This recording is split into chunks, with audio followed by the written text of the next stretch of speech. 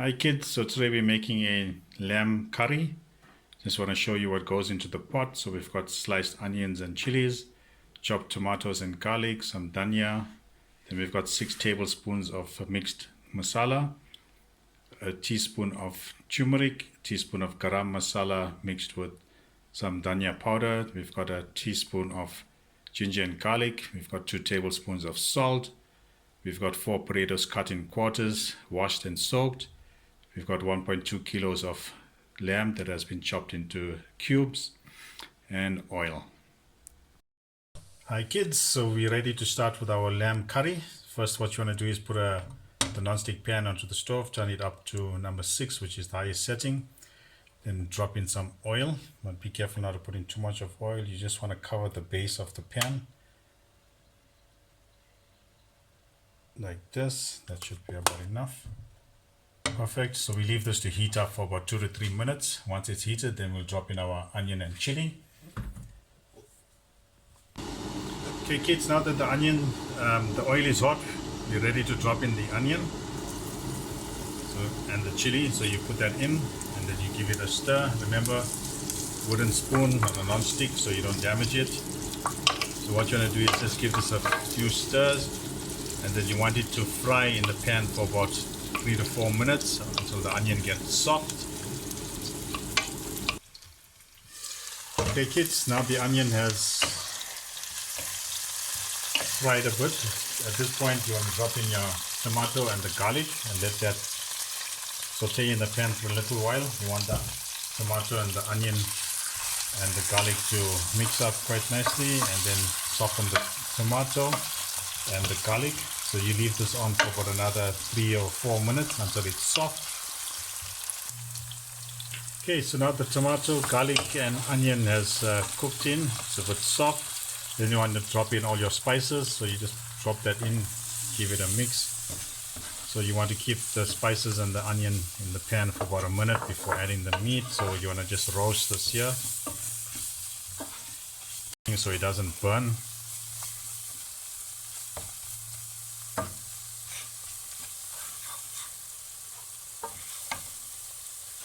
Kids, remember to keep on stirring the pot so that it doesn't burn the spice. You just want the spice to roast a bit. When you feel that it's roasted, then what you want to do is add your meat. So remember, this is 1.2 kilos of meat, so you just want to drop that in. And then what you're going to do is give it a stir so the spices mixes with the meat. Give it a nice stir, and then you want the meat to roast in the pan for about 5 minutes so that the spices catch and infuses with the meat. There you go. Stir that in.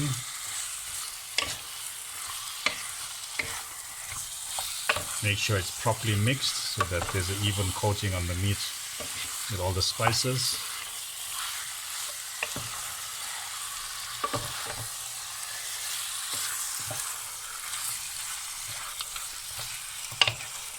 Okay, so now that it's mixed, you leave this here to roast for about 5 minutes, but remember to turn it every now and then so that it cooks and braises evenly. Okay kids, the meat has now been cooking for about 3 minutes. So what you want to do is now at this point you add in your ginger and garlic paste, and then you give it a nice stir so that also mixes with the meat.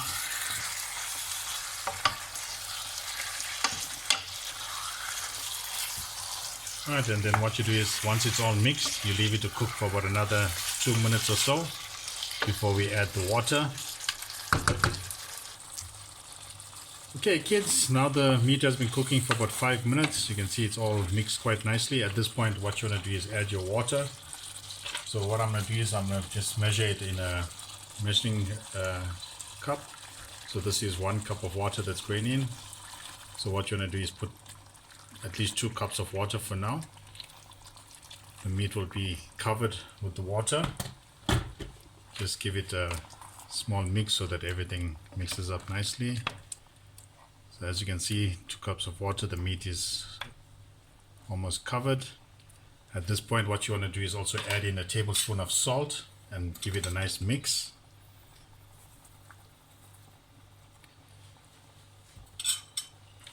and you just give it a nice mix. Right, and then you leave this to cook for at least 20 minutes on high heat. Right, and remember to give it a stir every now and again so that it all cooks evenly. So as you can see, it's covered nicely with the water. You don't want too much of water, then it becomes too runny.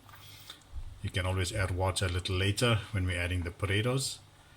Okay, so now that this is done, I'm going to show you how to get the potatoes cooking. So kids, so now we've got the potatoes that was cut, washed and soaked. So I like to always boil the potato first, because the last thing you want in a curry is a hard potato. So what we're going to do is we're going to boil the potatoes for a minimum of 20 minutes and check. We want the potato to be 3/4 cooked, so that when we drop it into the curry, it doesn't take that long for it to finish up the cooking, and it will soak up the gravy. So what you want to do is put it on the stove, turn the heat up high, and then add your 1 tablespoon of salt to the potato so that it's salted before it gets into the curry. And you leave this here to boil for at least, as I said, 20 minutes before you check it. And then once you've checked it and if it's cooked, you take it out and drain it, keep it aside. If it needs to cook a little longer, just monitor it so that it doesn't break up. As you can see, the curry has been cooking for about 20 minutes or so. As you can see, the water level has reduced slightly, but not a lot. The meat is still covered. So at this point, what you want to do is just top it up with a little bit of water. So what you want to do is maybe just put in another 1/2 cup so that there's enough water to cook in. Right, so while that's cooking, what you want to do then is drop the heat level down to 4 on the stove. So it's now on medium heat, so this will now have to cook for at least another 15 minutes before we add in the potatoes. Okay kids, the potatoes has been boiling for about 20 minutes or so now. What we want to do is test the potatoes, see if it's 3/4 cooked. As you can see, the knife is still not so easy to go through the potato. So what we do is give it another 5 minutes of boiling, and then we recheck. Okay kids, the potato has been boiling for another 5 minutes or so. As we can see, the knife is sliding through it, so that means the potato is ready to be taken out and drained. Okay kids, the potato was boiling for an additional 5 minutes. As you can see, the knife goes through it. So we take out the potato, drain it, keep it aside for the curry. Okay kids, the curry is now been cooking for that additional 15 minutes. As you can see, there's still some gravy in it. At this point, what you're going to do is we're going to drop in the potatoes to cook in with the curry. So this is drained out, so we just drop in the potatoes. Right, at this point, what you're going to do is you're going to add in more water. So we're going to put in another 2 cups of water. So remember to measure your water, because as I said, you don't want too much of water into the curry. So now we're going to put in 2 cups, and this is going to cook in for an additional 15 minutes. So the potato absorbs the flavor of the curry. And so you just want to make sure the potatoes don't break in the pot. Remember, it's on medium heat, so you're going to keep it on the medium heat for another 15 minutes. Alright, also at this point, what you're going to do is you want to sprinkle in some dhania, so that it also flavors the curry. So you're going to take half of your dhania and you're going to just put it in the pot, and then you just give it a gentle stir so that it's all mixed nicely. Okay.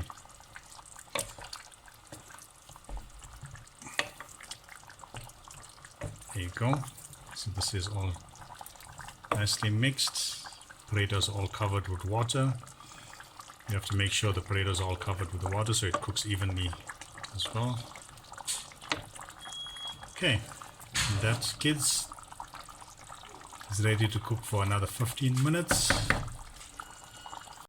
Been cooking for about 10 minutes with the potato in it. As you can see, the potato is starting to absorb the gravy. So what you want to do is just add about 1/2 cup more water, just to make sure you've got enough gravy in the curry. Give it a gentle stir just to make sure you don't break the potatoes up. Right, let this cook in for another 5 minutes, and then the curry should be ready. Hi kids, so at this point the curry has been cooking for the remaining of the 5 minutes. As you can see, it's ready. I've garnished it with the remaining of the dhania. Always remember to switch off the stove, and then you want to remove the pot from the hot stove so that it doesn't continue cooking and burn. So once it's done, let it rest for about 5 minutes or so, and then you can serve with rice or with bread or whichever method you want to eat. Enjoy.